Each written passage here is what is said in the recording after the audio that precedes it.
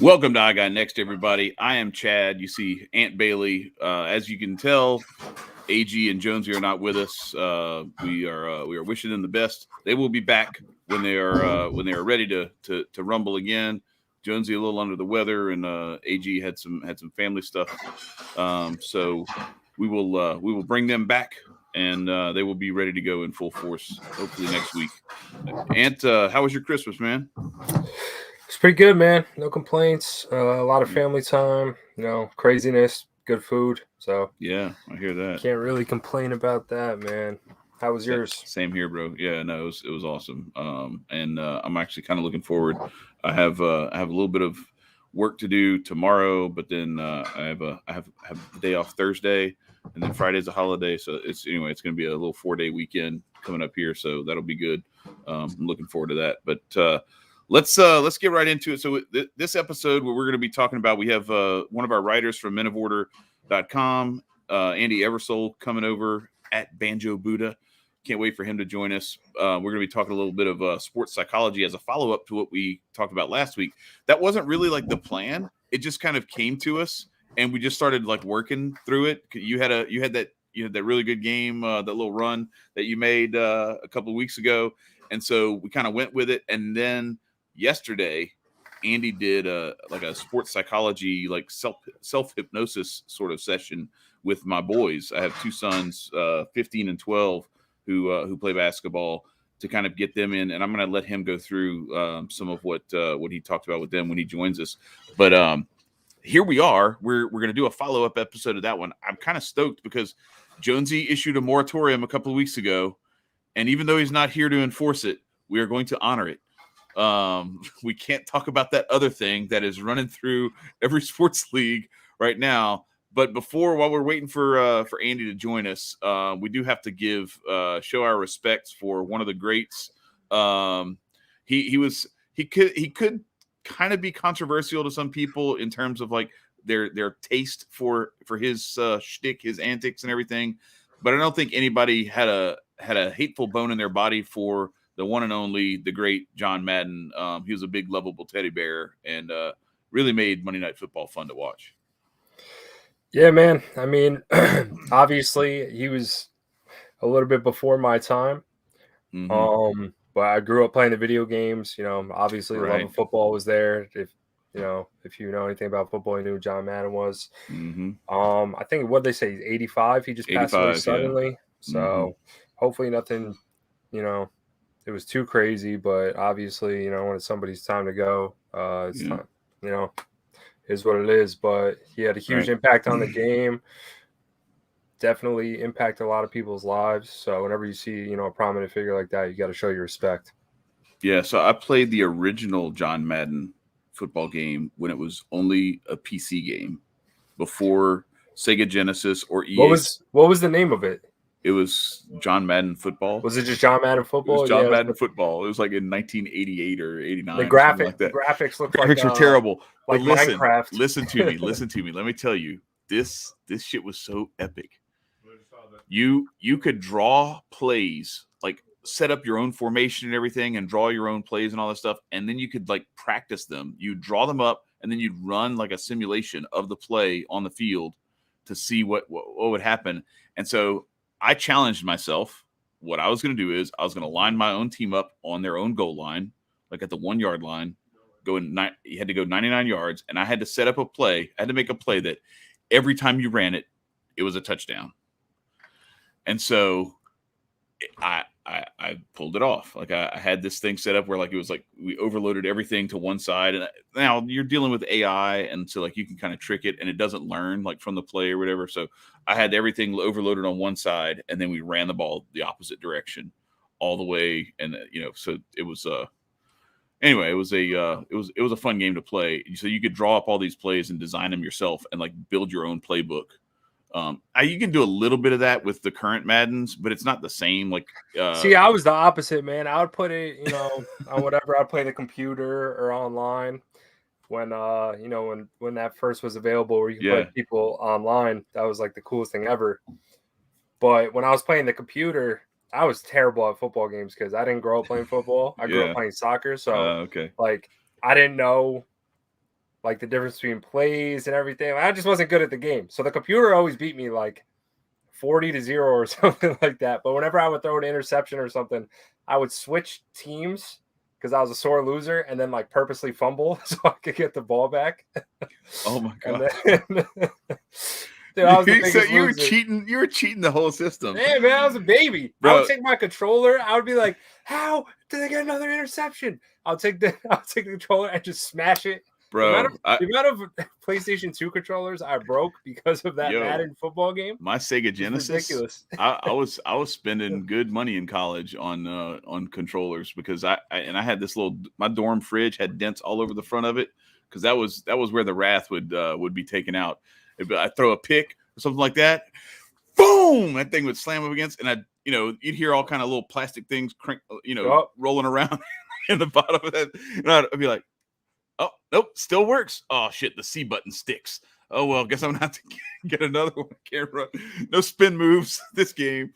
The funny thing is about PlayStation 2. So you would buy, they sold like the official controllers, and then you could get like these knockoff controllers. But the knockoff controllers, like half the buttons didn't work. Right. So you'd be going to do like making good. They got good knockoff controllers now. Like those things. There's a lot of really good. I could not afford the good knockoff controllers. All right, I would go to the Dollar Tree. I go to the Dollar Tree. Oh, you're buying the one that has candy in it, and it's not even a real controller.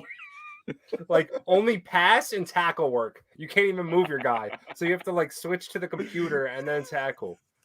That's hilarious. Oh shoot, yeah. So there was one team. I think it was Illinois or I don't remember who it was. Anyways, there was one team that had like for some reason they like messed up they glitched the numbers or something like that. So their defense was like insanely slow, and so I would just like challenge somebody, be like, all right, play with this team. You get to pick my team. You have to play with Illinois. And it'd just be like unstoppable because the guys like they're running in quicksand the whole time. But yeah, so shout out to John Madden. That one of the great ones. I'll never forget there was one time where a guy got tackled and fell down and his head hit the turf and his helmet flew off. And they're showing the replay. And Madden's doing his normal thing where he's telestrating, drawing the play and everything. He's like, the ground can't cause the helmet. Because that was back in the days of the ground can't cause the fumble. Because that used to be the thing like that. Somebody would slip and fall down and they hadn't been touched. And they'd land and they'd hit the ground and the ball would pop loose. And they would say like, it doesn't matter. It's not a fumble. It's crazy. Just like the change of rules throughout, generation and generation, decade, however you want to say it. Like I've seen 3 plays this past weekend where the guy made a football move. He caught the ball, took 2 steps, but it wasn't in his pocket yet. But it was clearly a fumble. And they're like, no, it's, he didn't make a football move or complete the pass. So we can't make it from. I'm like, bro, that's a catch and a fumble. Like at any playground. The worst one ever, and it killed me. It lost me a fantasy game. Was Calvin Johnson, week 1, I think, of whatever year that was, where he like caught a touchdown pass, both feet down, and then like fell down to the ground, didn't lose the ball, put his hands down on the ground, including the ball hand, to get himself up off the ground. And when he did that, the ball squirted out of his hand. But it was in no way was it like failing to complete the catch or any of that other, or the process of the catch going to the ground or anything like that. He was literally like propping himself up on the ground. And anyway, that was thank you, Jabari. That was thank you. Okay, thank you. Fine. All right, fine, whatever. I hated the late. So I will address this one though. So we're gonna preserve the moratorium. I'm just gonna put this up on the screen. So I will say this, Jabari, today, Kyrie cleared the protocols. He is out of the protocols, and they said they're going to Steve Nash said he's going to give him a week or 2 to get acclimated to the team and all that kind of stuff. And so then he's going to go back to his previously prescribed road games only mode. But who knows? By that point, in a week and a half, 2 weeks, they might be back in the protocols again because that's how this season is going. we're not gonna delve into that topic anymore. But so let's talk a little bit about what we went into last week with like the Mamba mentality, just like in general, the overall, so we can kind of set up what Andy's going to be talking to us, and let's go into like what it's like again to find that and just kind of find yourself there, because most of the time when it happens, you're not really forcing it; it just happens to you. It's there. You find the zone and you're just in it, and you just like don't want it to end. And maybe the first time you start thinking about, oh damn, that's when when you might lose it. Yeah, man. I mean, the worst basketball I've ever played is when I'm overthinking. Mm-hmm. So like, normally when somebody passes me the ball and I'm open, just catch it and shoot it. You're wide open, right?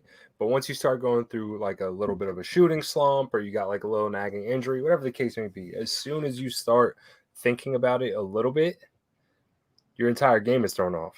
Especially if you miss your first one or two shots, you're automatically going down that black hole of terrible thoughts.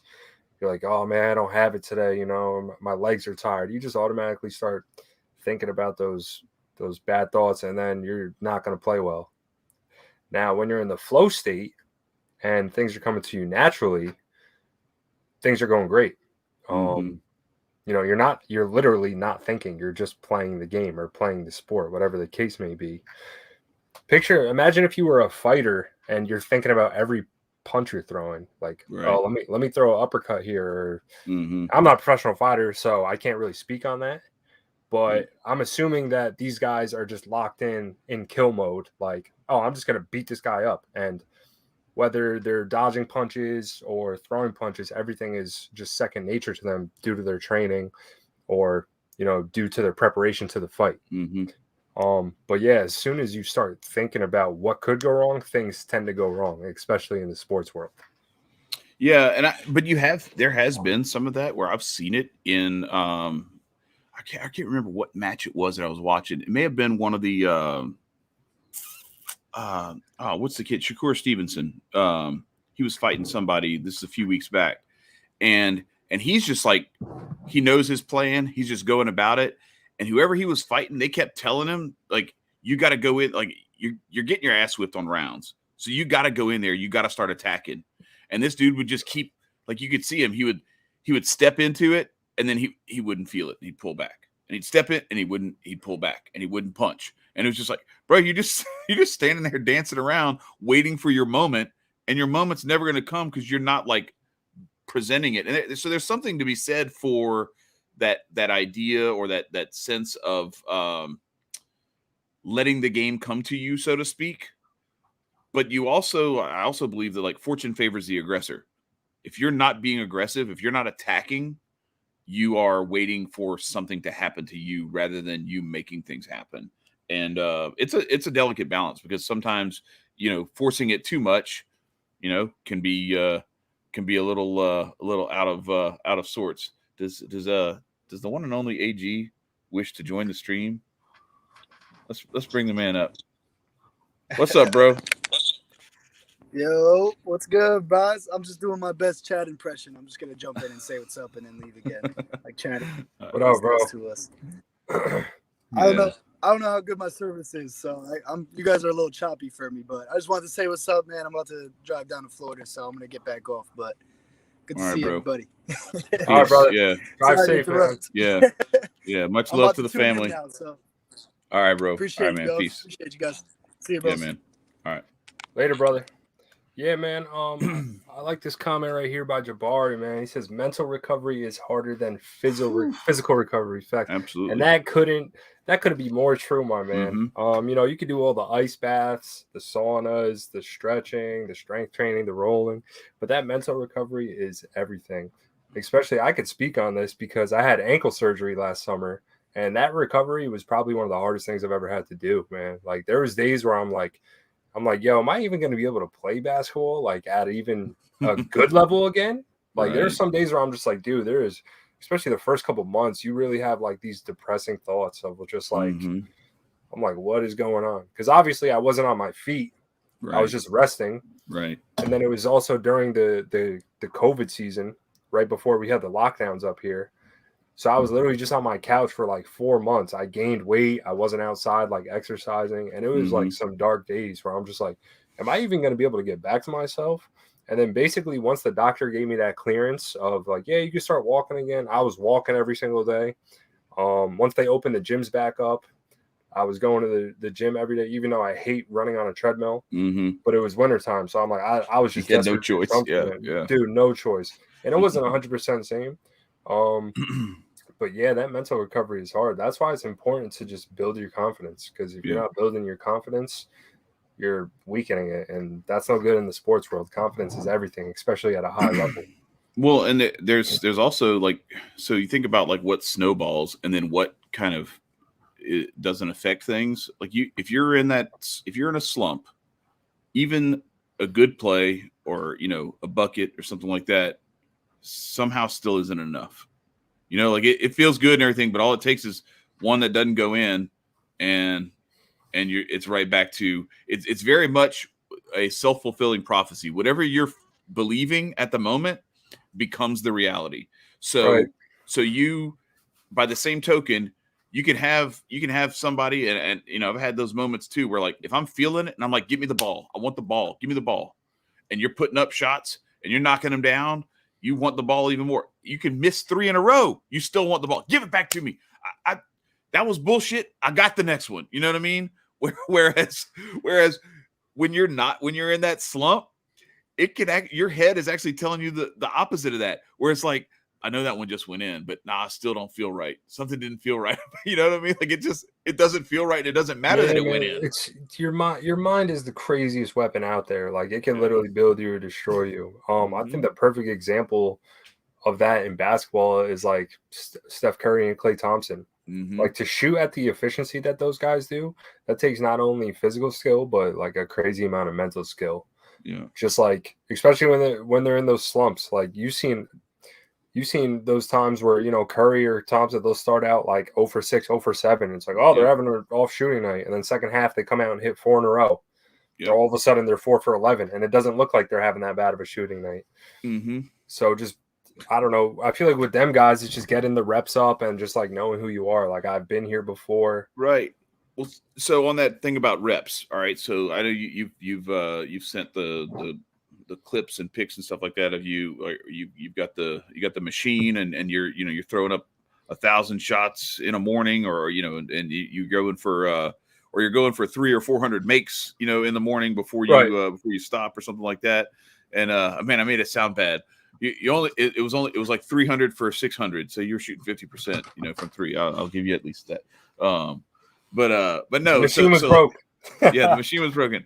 No, but so like when you're putting up those shots, if you're still in that slump and you're not feeling it, even when you're getting those reps up, it's a weird feeling. You still have to work your way through it. It's like you have to continue to shoot your way out of it, and just trust that the work that you're putting in is enough, and not let too much of that. My boys have this thing where they can't end on a miss. They always gotta. And they want to shoot before a game, before we leave. And I'm like, y'all are gonna warm up before the game. Why you gotta go shoot for 30 minutes in the driveway before we leave to go to the game? Like it's not the same goal. I have the same background. Like everything's different. It's not the same ball. I mean, it's same size. It's a nice. They got like the an evolution. So it's not like it's some BS Target rubber ball or some shit like that. But still. It's not going to be the same as when you get in the gym and the backdrop, the lighting, the rims are different. You know what I mean? Like it's all different. You still have to, and really, so what I've tried to start to convince them of is you do your reps and you get that muscle memory, and then you kind of sort of shouldn't even have to. I go back to like Joe Madden when he was managing the Cubs. He used to hate the idea of BP on game day. He's like, it's the stupidest, most useless thing. Like, there's nothing to show you that like taking BP on the day of the game actually makes you better. You're literally hitting balls. A guy that's throwing 70 miles an hour right down the middle. You know what I mean? Like this isn't Josh Hader throwing 97 mile an hour fastballs up at your chin and then following it up with a 78 mile an hour slider in the dirt away that looks like it's a strike halfway to the plate. the game situation is different, and sometimes you just got to like let it go and trust your body and trust your muscle memory. Yeah, definitely. I was about to say that. I think there's definitely times where you can overtrain. Like at some point, you got to give your mind rest and you got to give your body rest. You hear a lot. I think this is more popular in like the bodybuilding world or the powerlifting world, where you see these guys, and a lot of them are like, I used to lift 7 days a week, like no days off, but Fatiguing I wasn't the shit out of their muscles. I wasn't getting the same amount of results. Now I rest 3 days a week, or I rest 2 days a week. I forget which baseball player it was, but he was like, yeah, I used to lift like 5 days a week. Now I lift 2 days a week and I do yoga 2 days a week. And I found much better results. And that's become more popular in the basketball world too. Like, I remember Richard Jefferson, he's like, once I hit like year 9 or 10 of my career, like I wasn't training in the off season. I was relaxing and playing volleyball. He's like, at some point you just overtrain. Like you have to know who you are as a person, and you have to know what your strengths and weaknesses are. And I think a big part of that is developing a routine as well. Right. Like that's my thing. You hear a lot of these coaches like, oh, if you want to play at the college level or you want to play at the pro level, like you need to make 1,000 shots a day, which I guess to a point is true, depending who you are. But I found I did the 1,000 shots a day thing. Like I did that for a year. And did I find like, did everything get a little bit better? Yeah. But I found days where like after my 400th make, I was just exhausted. And I'm like, why am I going to shoot 600 shots when I'm exhausted with terrible form? I feel like I was just deterring myself. There was nothing going in the right direction. And then you start doing stuff that's out of character and you start building bad mechanics back into your game. Well, that's what I'm saying. My mechanics will start getting terrible. It's like, why am I going to take 100 bad jump shots? That'd be like if you're like if you're on the bench press and you do, say you have 135 pounds on the barbell, you put up 10 reps, like 10 clean reps, and then you're like, oh, I'm exhausted. Like, let me do 10 more. And the next 10 reps are terrible. Right. It doesn't make any sense. Like all right arm. And it's like, why would you do that? And I think it's the same thing in basketball, the same thing in baseball. Like, I really think overtraining is a thing. And then you start getting mentally tired too, because you're like, why am I missing all these jump shots? It makes no sense. Yeah, but the confidence thing. So like that, I think that to me, like that whole you want to shot shoot volume. Andy a text message? I did. I just messaged him. That's what I was doing when I was looking down earlier. I figured. I was just double checking. But yeah, so that shot volume thing can be a thing, or whether it's that or BP or anything like that. But I really think that is the sort of thing that's like not on game days, and really not even like on practice days. Like practice days, you're doing your other stuff, and I think it's just me, but like I felt like maybe you can give me some insight on this of whether I'm off my rocker or not. But like I played a lot of pickup basketball, playground ball, and I realized there's some trash people out there. So you're not playing against the level of competition that you're going to play when you're playing in high school, college, whatever games. But getting like live reps where it's running and gunning and you're just going at it, and you have like an intensity about like you want to win the game for your pride's sake and everything, and so that you get to stay on the court and keep running. I found that like my game got better when I did that stuff routinely, like day in, day out over the times when it wasn't like during a season, because what it allowed me to do was I didn't have a coach that I was worried about telling me where, like, why did you do that? Why didn't you come up? Why didn't you help more on that? Whatever bullshit, like things in your ear that, or things that you're worried about that you're going to get the hook for. There's no hook. You're there. Dude, when I play in like men's leagues or like rec leagues, just like for fun, it's the difference I play in those compared to like when I have a coach is ridiculous. Because nobody, like you said, nobody's yelling at you in those games. So you'll take like some stupid shots. And a lot of times those stupid shots go in because you're not thinking about the repercussions of you shooting it.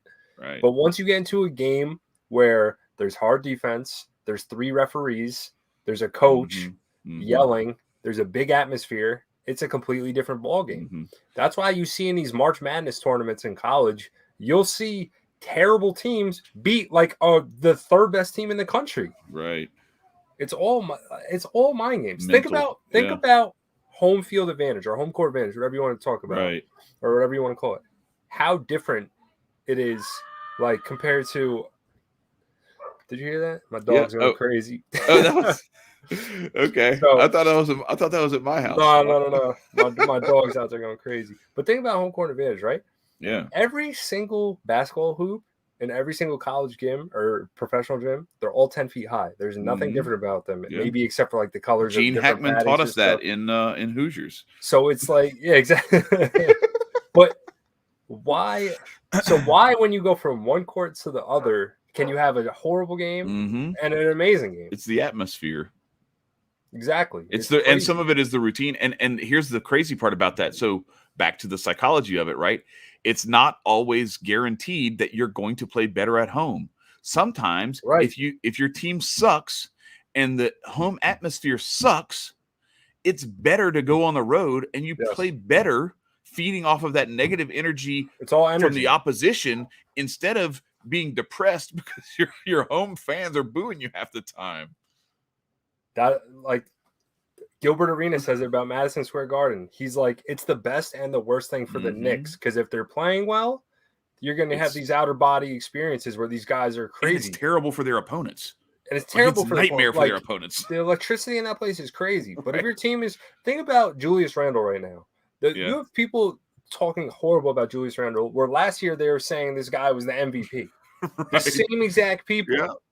And I was saying, like, man, imagine when you got to rely on Julius Randle to hit your 3-point game winner and he's like, it's like the whole game, you know, it's coming to him, you know, the game's resting on his shoulders, but that's what it is. And I had like I have normal Julius Randle expectations. I don't think he's the MVP.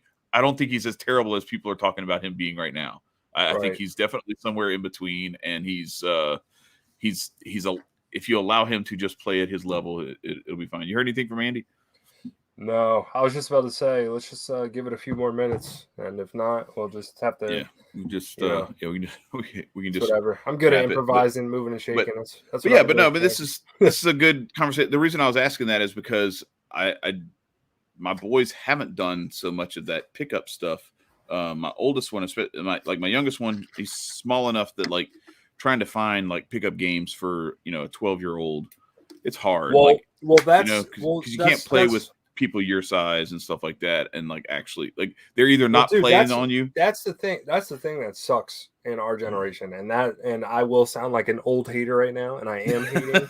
Nobody goes to the parks anymore. Right. Like when I was, especially this last 15, year and a half, man. These last 2 years have been terrible. Yeah, when I was like 14, 15. Okay, boomer. Yeah, I'm the boomer in this situation. When I was like 14, 15-year-old, man, we would go to the park and there'd be like 30, 40 people there. If you didn't have a good 5 kids on your team, and there'd be 2 basketball courts, both of them would be running. If you didn't bring a good teammate with you, there's a good chance you'd be waiting all day to get your next. Yeah.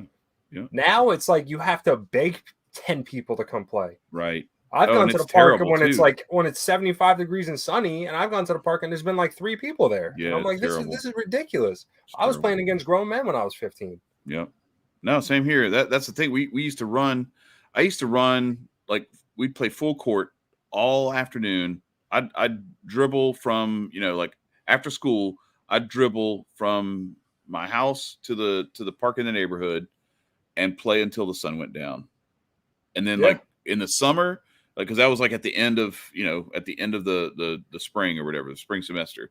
And then in the summer, then it was like, shit, you play all day, and everybody would just go out there until I had to start, till I got a job and, start working. Then I had to like work around the work schedule and all that stuff. But it was like, you're playing with grown people, and you just, and that grown man strength is no joke. It's like when you're going to take a layup against people your own size and everything, it's like, okay, well, this is easy. But then when you're 16 years old, 15 years old, and you go and a 25-year-old swats your shot over the chain link fence into the road. Yes, that's happened to me before. Yes, I've done that to people before. I've done that to people too. That's what I was gonna say. It's fun. A lot more fun when you're blocking the shot. Bro, you ever play on one of those courts where the chain link fence is right up underneath the backboard? Yeah.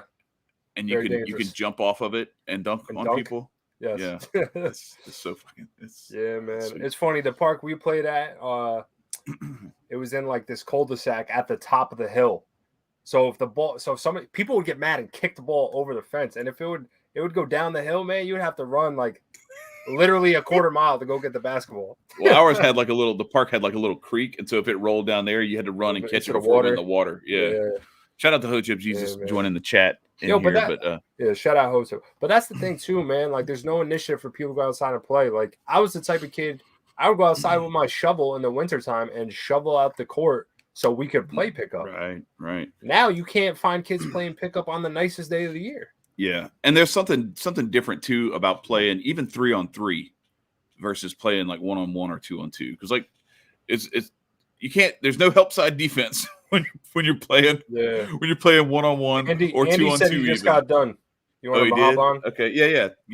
Tell him to hop on so we can, because I really think he can bring more of a kind of a professional perspective to this, because I think you and I are, for the most part, we're just kind of talking out of our ass about like our own experience and everything. But like he's got like, he actually, what I want him, now that we've laid the groundwork for what the problem is, I want somebody who can help us with a solution for this, because like I said, he helped my boys yesterday to go through like learning some techniques for how to like, what I like to call it is almost like inducing the flow state, or at least getting your mind in a frame where you are building a confident mindset to go into it. And that's the key, right? Like, you can tell when you're in the flow state, and you can tell when you're struggling, you know, when you're in a rut or whatever you want to call it. But if you could find a trigger to get you in that flow state, that would be nice. So maybe Andy can provide us some insight on that once he hops on. Yeah, for sure. But no, so that was the jam. Like, man, you just go in and play, and it's hard like to try to get places where I can take the boys and have, because like they're not driving yet or anything like that, but take them where they can actually get some of that 5-on-5 live reps where there's not a coach in your ear or anything like that. What's up, Crypto and Down? And here comes the one and only Mr. Banjo Buddha, Andy Eversole. What's going on? Welcome, bro. Yeah, how's it going, fellas? Great.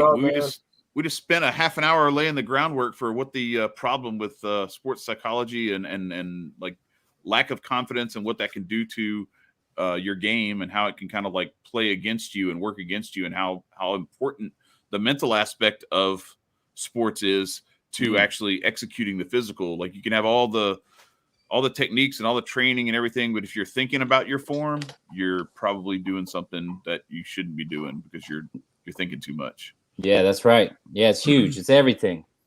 I was talking to your boys, and I was telling them the story about the Russian weightlifting team. I don't know if they mentioned this. No, we hadn't even talked about that. The story goes, the Russians were dominating the weightlifting in the Olympics for a while, and they couldn't figure out what it was. And then like one of the Russian coaches was getting drunk at the bar with some other coaches, and told them that they had been hypnotizing their athletes for years. Oh, shit. And then, word got out, and everybody else started doing that. So since then, like hypnosis and working on the mind and psychology has been huge for those like really top level Olympic athletes.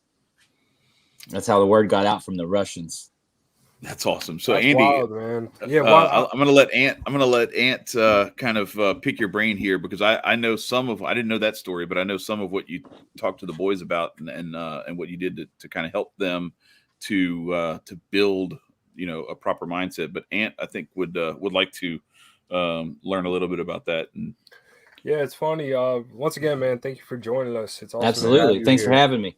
It's funny, like when I was younger, I always be like, like that hypnosis stuff is like some BS. And I think a lot of people are obviously skeptical about it, because there probably is a lot of BS out there when it comes to that stuff. And I'm sure you can depict that. But my buddy was like, training to be a hypnotist. and he had me do this exercise where like I closed my eyes, I had to imagine a whole bunch of things, and I think it was like I had like I had to picture myself holding like a purple bucket and a red balloon, and he'd be like, I want you to think of like the bucket getting heavier and heavier, and the balloon is just filling with helium, and then like next thing I knew, my arms were like this when I opened my eyes, and I was like, how'd you do that, bro? I was so mad. It's just like, he's like, see, bro, I told you, like, it's not BS, da, da, da. And I was like, man, it's so that's what really made me a believer. I just want to throw that out there. That's the power of the mind, man. You know, that's the power of your imagination. And the thing about hypnosis, people have a misconception about it. They think like it's like what you see in the movies where you get hypnotized and then you like walk around like a zombie and go rob banks or whatever. I gotta interject with it. Jonathan comes down yesterday, and my wife's like, "Well, how did that go? Like, what did he really hypnotize you?" And Jonathan goes, "Okay, in 3, 2, 1, you're a chicken." Like that. And he had like this whole thing of like he told himself he was a chicken again and started acting like it, like he basically like trolling her that like that's what you had actually done. And so, that's beautiful. It's funny. That's a funny dude. Yeah. Why don't you tell the people how you first got involved in that type of study and what you currently do now? Yeah, so I got really interested in early on. Actually, when I was a little kid, I sucked my thumb for a little bit too long, and my mom was like, we're gonna get you a hypnotist to get over this thing. And I was probably like, I don't know, 4 or 5 or something. And we were in southeastern Kentucky, and that's not something people talked about, hypnotism in southeastern Kentucky in the early 80s. So I never did it. She actually just got me a Nintendo, and that got me to quit. But that always stuck in my head. I was like, what is this hypnosis thing? That sounds amazing, Like, I got to occupy his thumbs with something else. Yeah, exactly. I played Mike Tyson's Punch-Out, and that took care of it. But so that always remained a thing that was very interesting to me. And then as I got older and started reading more books, and I started seeing the mass hypnosis like take place. I started seeing how the media and like just huge populations of people thinking the exact same thing because they're being implanted with thoughts and basically the reality that most people, if you just watch mainstream media all the time and you watch Hollywood movies all the time and Netflix, all those people are thinking basically the same things. And it's because those thoughts, those realities have been implanted in their mind, and that's hypnosis. That's one form of it. And so that's how I really got interested. How does that happen? What's the mechanism? Is it just repetition, or is it imagery? Like, do they have triggers? What are the things? Because I know there's a lot of stuff like MK Ultra type stuff that people talk about and everything. That, but what do you think is the most common or most likely means for creating that sort of groupthink? Well, it's all of those elements. Repetition is a huge hypnotic factor. And if you keep saying the same thing over and over, eventually you're just going to accept it. As you saw this with like what's been going on the last year or two. If you didn't really pay attention and focus on following the truth, then it was very easy, even if you knew what was going on, to like get sucked into some of these. They hypnotize people to think that a new story is the story that's always been the story. Like they keep changing the story, and they're like, no, it's always been like this. It was never going to be effective. It was just going to be like kind of like sort of maybe it might make you less, whatever. It's like what? No, it's powerful hypnosis, man. And then they go back and erase, the things of them saying things earlier. So it's like, I don't know. I mean, I guess I'll just have to believe what you're saying now, and that's how they hypnotize people over and over again. And so being a hypnotist and working in this field has really, one of the main benefits has really helped me to pay attention to those things and be aware when I have hypnosis coming my way to not fall prey to it, For sure, man. That's definitely interesting stuff. Now, obviously, this is a sports show, so we're talking about the topic of sports. Now, we were speaking earlier on how the mind is the ultimate weapon when it comes to perfecting your craft in sports, right? It could either propel you or destroy you. And we've seen it between athletes where we'll see this amazing athlete, all of a sudden it seems like they just fell off a cliff, right? And I think the most recent story we saw that in the NBA last year was Ben Simmons from the Philadelphia 76ers, right? Mhm. This 6'10" beast of a human being 2 feet away from a basket, wide open. The next nearest person to him was like 6'2", 6'3", and he goes up and doesn't even look to score. He just passes the ball. And at that very moment, you could tell that something's going on up here. It wasn't his basketball skills. There's something going on in his mind. Yeah, he got the yips. I was about to say the yips, right? Yeah. When, what was his name? Ankiel? Rick Ankiel. He literally forgot how to throw a baseball. He was this prominent pitcher at one point and literally forgot how to do it. Yeah. So can you just speak on that a little bit? Yeah, sure. Like how that happens or what's going on in their head a little bit? Yeah, well, the mind is a crazy thing. So like anything from your life can, like, I don't know, maybe, Ben Simmons' girlfriend broke up with him, or something like that. And it can kind of derail your head where it's at. I think he's not like a great shooter, right? He's had problems shooting. He's really good ball handler and passer and stuff. Like, I'm a Kentucky fan and I saw him at LSU kick our ass. So like, I know the man's got skills. So I think like without seeing success in reality, and then if you're not able to visualize it and create it, then that starts to wear on you, and he probably is just the moment got too big, and he was recalling all of those missed shots and everything that he'd been going through. And so that probably, he was just like, I'm done shooting, even though I'm 2 feet from the basket, I'm passing to this other guy, let him go shoot. So yeah, it's crazy how it happens. Like, especially when I saw it in real time, I'm just like, man, there's something going on with him, So from your standpoint, right? Say Ben Simmons reach out to you without giving away all your secrets, obviously. Yeah. If you were to work with somebody like him, like what would be the first couple of steps to try to help him or try to, diagnose what the problem is? Yeah. So first, the way I work with people is that there's some things I do to really let go of things. So whatever he's holding on to, whatever like unhelpful beliefs he might have or images of being unsuccessful, there's some things I do to just get rid of those. Because when you're making changes, especially with the mind, you need to start from a fresh slate. Because if you're making changes, you put in positive stuff and the negative stuff, they're going to fight each other and it's just going to be a battle. So at first you got to get rid of all that stuff. And there's some things I do to just kind of release all that and start fresh. And then, from there, what we do is just start building in success mentality. One of the best ways to do that is visualizing success, visualizing shooting. They did a test. They did a study at Harvard. This is one of the early hypnosis studies. They took a group of people. They weren't basketball players. They were just like students.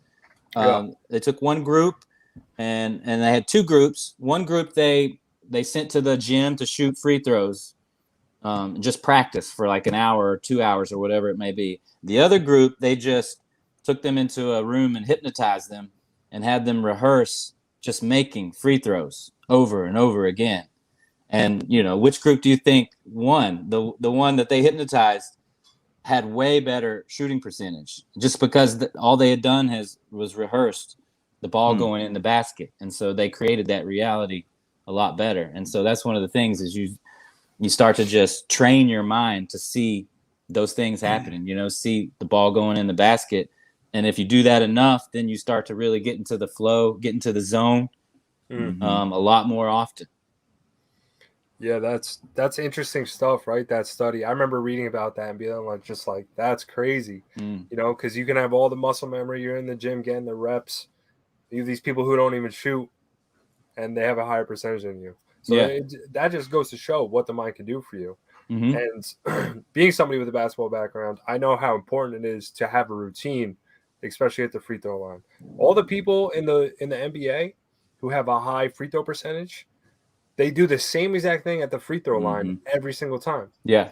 Steph Curry right now, he walks to the line. He has his mouthpiece hanging out to the right side or his left side of his mouth. He takes one dribble and shoots it.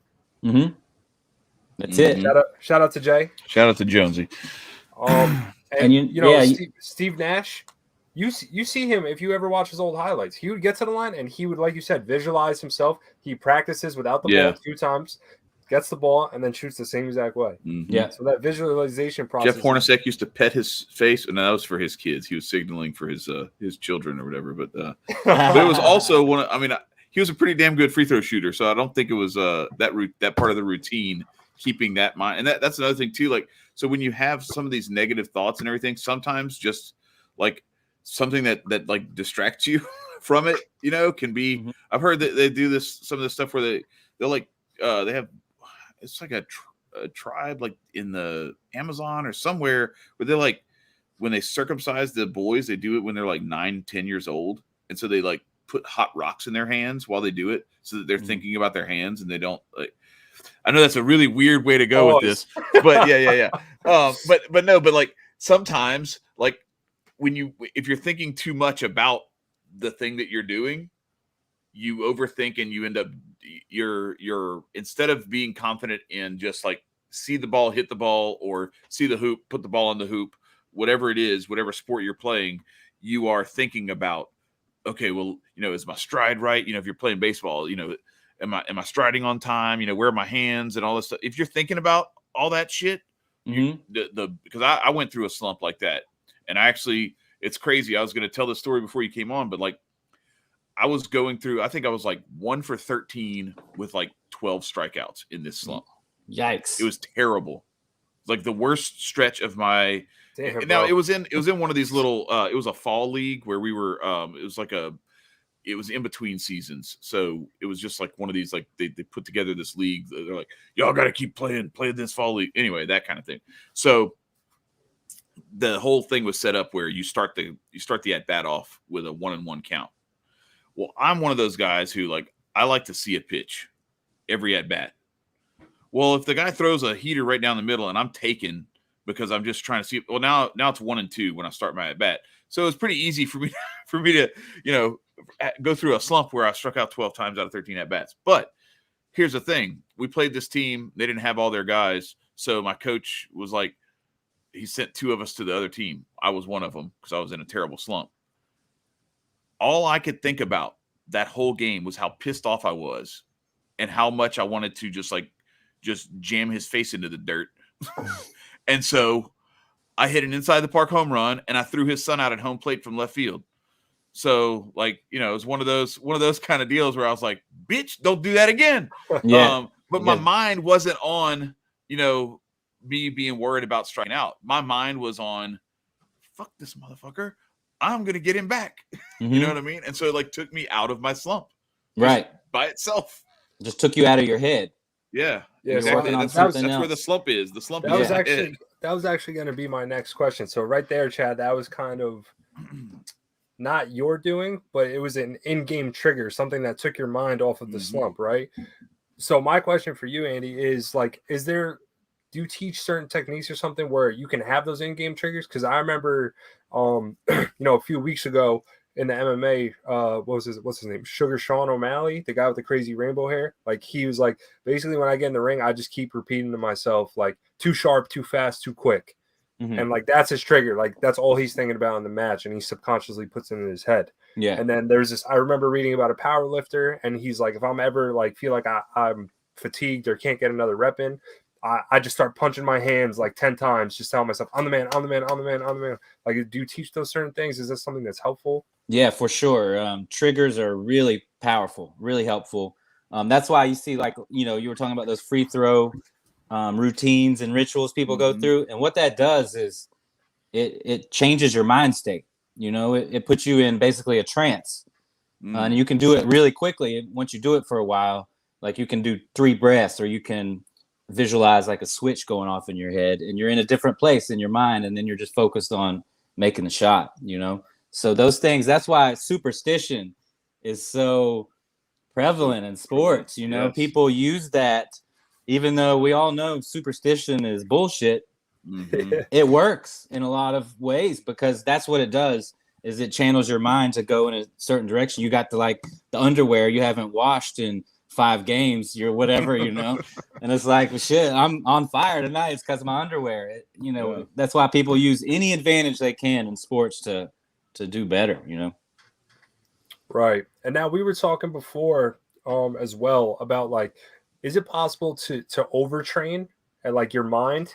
Because we were talking about, in basketball, they say to be at elite level, you should make 1,000 practice shots a day. That's what people, like all the best shooters do. Uh-huh. But I was telling Chad earlier, like I did that for a while, but there was times where I felt so fatigued. I'm like, why am I even doing this? After my 400th make, I was exhausted. It's like, why am I going to shoot the basketball 600 times with poor mechanics, fatigue? I'm not mentally right. Is that a thing too? Can you get yourself mentally out of the game? Yeah, I think, for sure. You can do too much. I mean, all you really need to do is just be as prepared as you can, do all your skill work like on the off time, and then get yourself mentally focused to perform at the highest level. Anything you do beyond that can certainly detract from that. So that's all it is, just preparation physically, and then getting your mind right for the game to perform, and basically just get out of your head. That's what you want as an athlete. You don't want to be thinking about it. You just want to be in the flow of the game, and you want to move and see things as they happen, and just be in the game and having fun, really. Mm-hmm. Right. And you mentioned before the importance of breathing and the breath. Is that something that you tell people, athletes specifically, like if they can control that? Because you hear that a lot in the fighting world, because that type of cardio is crazy. They're like, focus on your breath. You want to get through this round. But I feel like it's not as, emphasized in other sports. Like I was never really taught that in basketball or baseball or soccer. It was kind of just like, breathe, blah, blah. And you have these hardcore coaches who are like, don't bend over, like blah, blah, blah, like stand up straight like a man. It's like, dude, I'm exhausted. I just ran 3 miles. Well, not only that, but my son Jonathan, Andy, he was telling me, like, he's like, no, actually, because I said something about, I was like, lift your hands up above your head or something like that. He's like, that's the stupidest thing. He's like, that's the stupidest thing you can tell me. That's why your body's doing. Yeah, exactly. That's exactly what he said. He's like, when you lean over, it's way better for you because it opens everything up and you actually breathe better when you do that. So I was like, all right, man, I'll just shut up then. But like most of the time, the coaches aren't telling you anything about that in basketball. They're just telling you they're just yelling at you for not running back, getting back on defense fast enough or whatever it is. Yeah.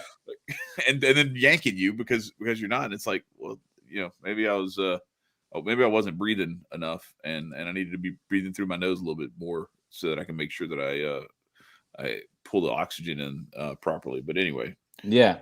Getting oxygen into your blood through your nostrils is a big thing too that people just like completely overlook. Like breathing through your mouth is breathing in through your mouth is not good. Yeah, that's important. I think like as far as that goes, just I never thought about breathing because I played basketball too. Actually, this is a funny story. I was the state free throw champion when I was 10 years old in Kentucky. Oh, nice. Yeah. Awesome. Maybe that's where I started becoming. That's big for Kentucky, man. It's huge, man. Yeah, Kentucky's the free throw shooting capital of the world. Man. That's awesome, dude. Yeah, Jonathan was like 5th in Louisiana or something like that when he was like 11 or something like that. I had to hit 22 out of 25. That's when I won the state championship. Okay. 10, he did like I think he made 21 out of 25 when he. Yeah, you got to be up there to win. But bro, that stuff.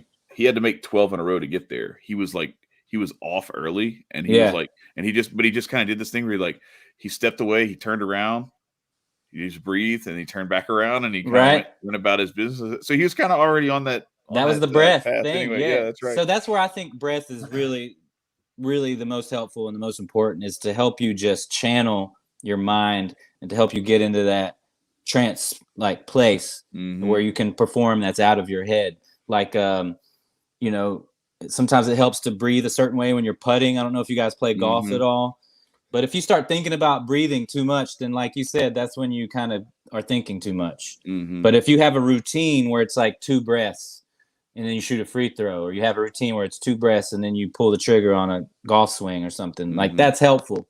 But to be thinking about how you're breathing all the time, I think that's probably getting in your head too much, Yeah. No, that's actually the shit I tell people when like they would be shooting free throws. I'd be like, man, make sure you tuck your elbow, or I'd be saying something like that, make them start thinking about their mechanics. Yeah, my opponent. Get in their head a little bit. The worst is when your own teammate does it, or your coach. It's like, yo, use your legs, or give it some life. It's like, dude, shut up. Like, shut up. Bro, my dad was I would pitch. My dad would be doing that stuff from the stands. And one day I was like, will you just shut the hell up? Like, you're not helping me. Like, Yeah. I know I'm supposed to. He'd be like, just fire it over the plate. I'm like, no fucking shit. Like, I'm trying. It's just not going over the plate. Okay. I had a little Rick Ankiel moment there for a minute. I walked like 4 guys in 1 inning. It was terrible. But sometimes that's it required. happens. Sometimes you got to like tell your dad to shut up, you know. Mm-hmm. And usually it takes one time. Yeah. And then that's about it. The like, one explosion. And he's like, okay, all right. Oh, Okay, you go do your thing there, son. I think it's interesting you brought up golf. I'm terrible, unfortunately, because I love the sport, but after about hole 4, I'm just ready to drive the cart back to the place and just call it quits. Yeah. But I think it's because we were talking about visualization before, and that's like everything in golf, right? The best golfers are just like, I'm not really thinking about my swing or anything. I'm just kind of visualizing where I want to put the ball on the green or on the fairway, and it's just like so interesting, especially because of how technical that sport is. Yeah, that's so mental, that game. And you'll see a lot of pros like get behind the ball before they hit and close their eyes, and that's what they're doing, is visualizing exactly what they want to happen. You know, Tiger did it a lot. There's a couple other of pros that really like make a big thing of it. You know, Mike Tyson's trainer used to hypnotize him. He's been quite open and honest about that. Basically turned him into a killer. Yeah, I was about to say, is there times where like hypnosis could backfire? I mean, he did really well, but you know, he was crushing everybody. He was like a crazy guy there for a while, you know. I mean, you can, like, the government has used hypnosis. I mean, if you take hypnosis and add in like drugs and torture and stuff, like, you can change people and make them do crazy things. Yeah. You know, I mean, it's not all positive. I try to just stay on the light side and use it to help people, but there's a lot of other things. They know, you know, the science as much as anybody else. And right. They don't have all the time have the best intentions.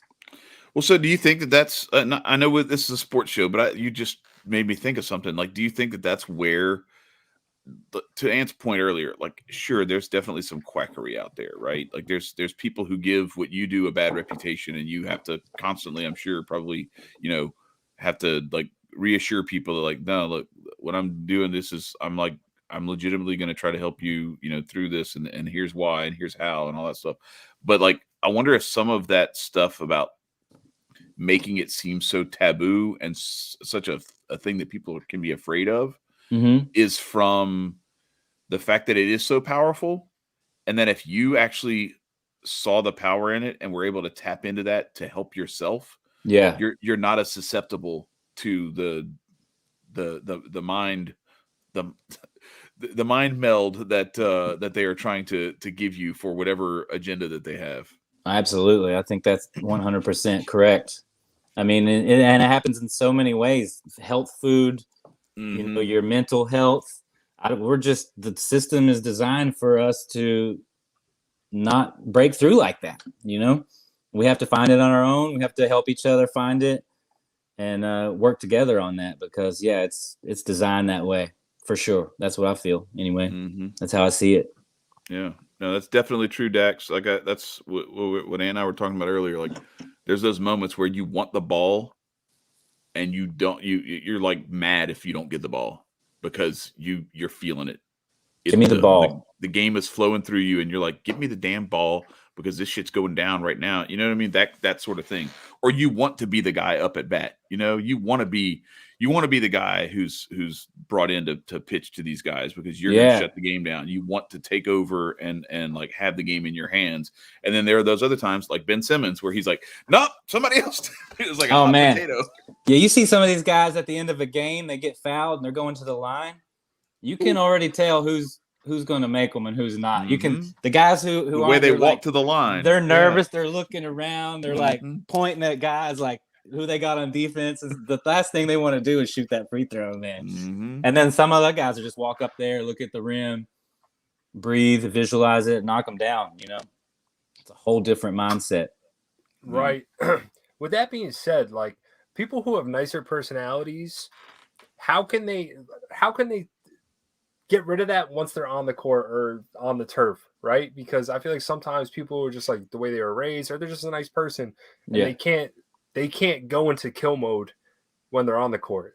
Is there ways where you can help them do that if they're trying to become an elite athlete? Because I work with some young kids right now, and I'm like, dude, you literally have all the skills you need.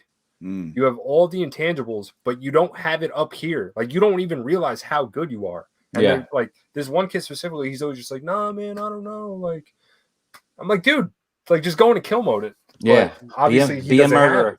I think one thing you can do, especially with younger people, is connect them with, like, you know, a character that they know or follow. Like, I mean, even as a cartoon or an animal or something that they connect with that has like those instincts, and you can channel that, the qualities of that character, so where they can really connect with that and flip that switch on when they're, you know, on the court and become that like character, that animal.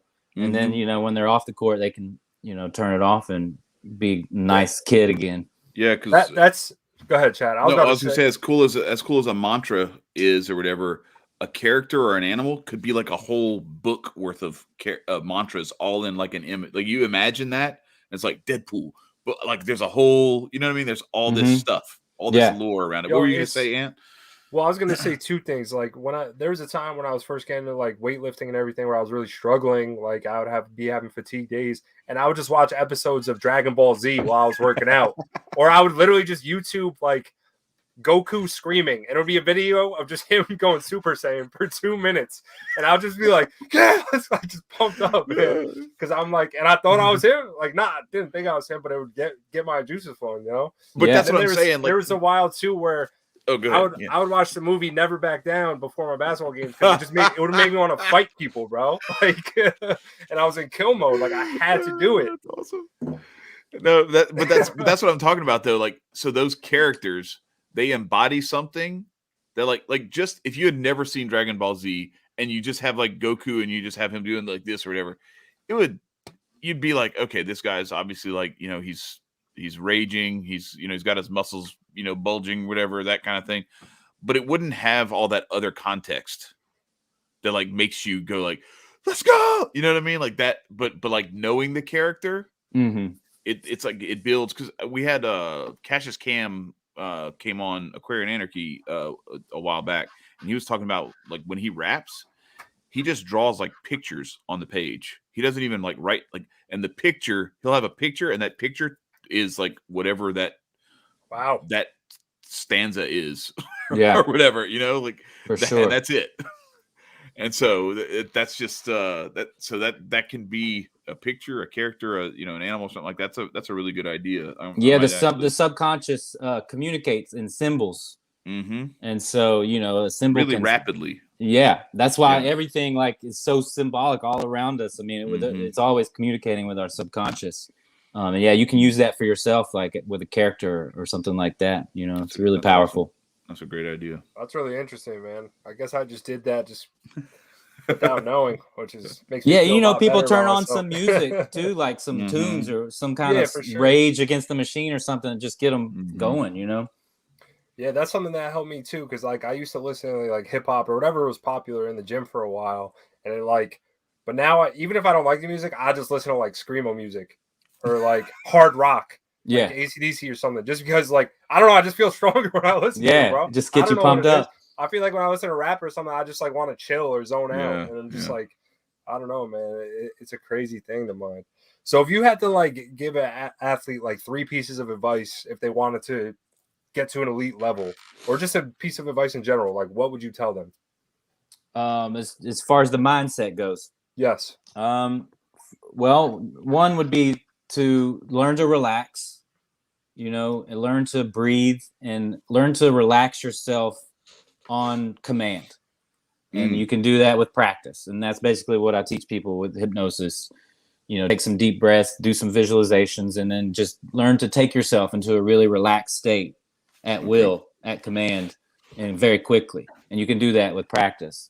Number 2 would be just to rehearse in your mind success.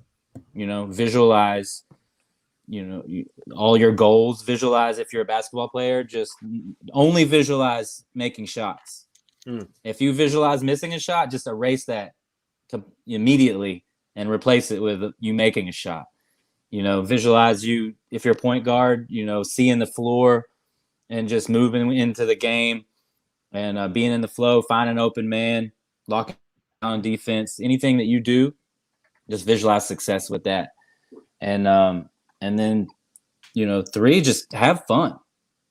Like, if you're having fun, you're playing the game, you're going to be at your best.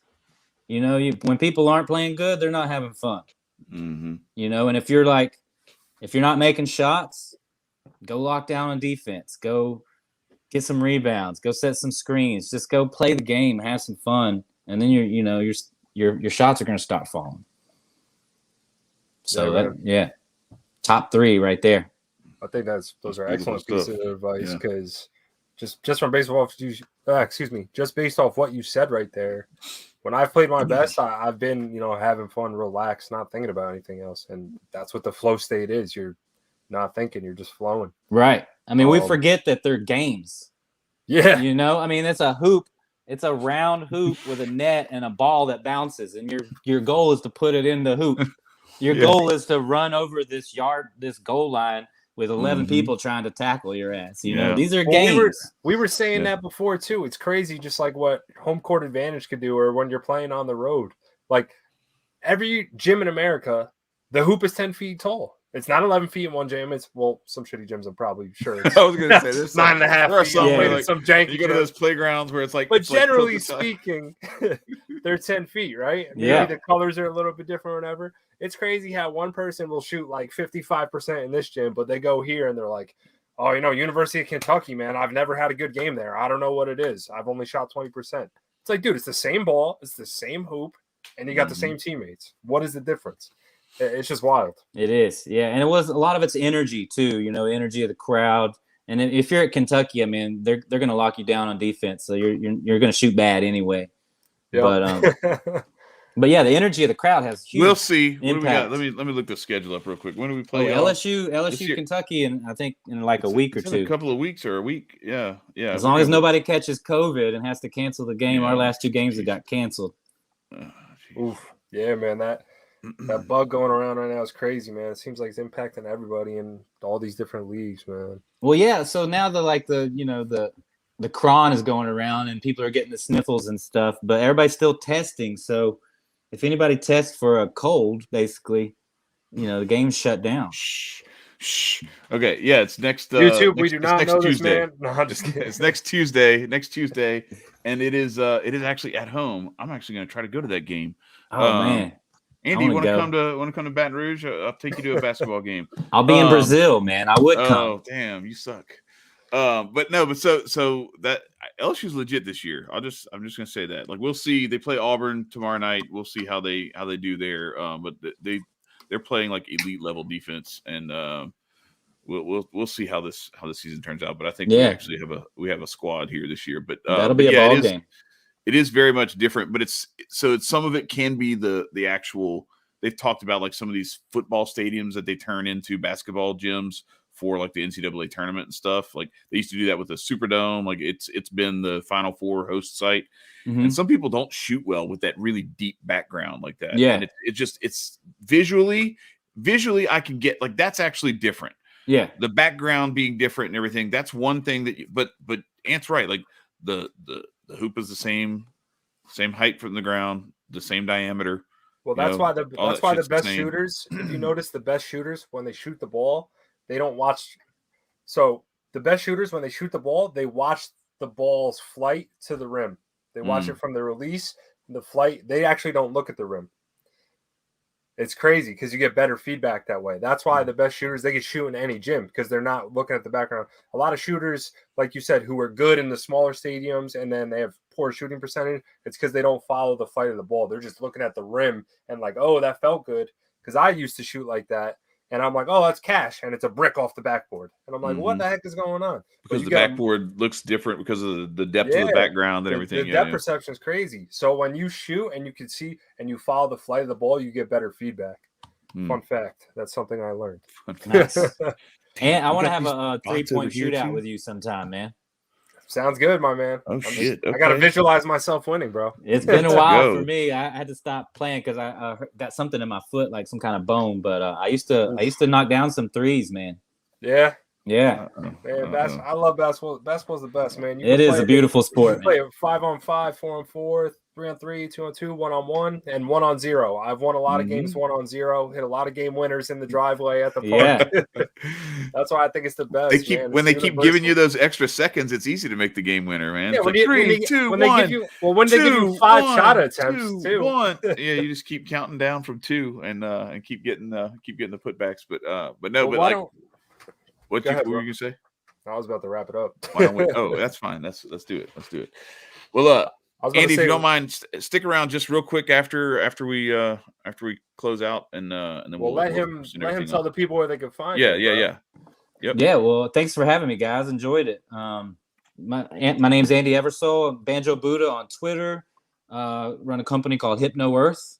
I do hypnosis and help people, change their lives, and also got a project called Banjoearth, where I'm a banjo player. I go around to different countries and collaborate with folk musicians and shoot documentaries and make albums and stuff. So that's why you're going to be in Brazil in January, right? Yeah. Well, I'm going to Brazil to teach at a banjo camp, and then I'm going to Peru actually for a couple of months to go do my my Banjoearth project.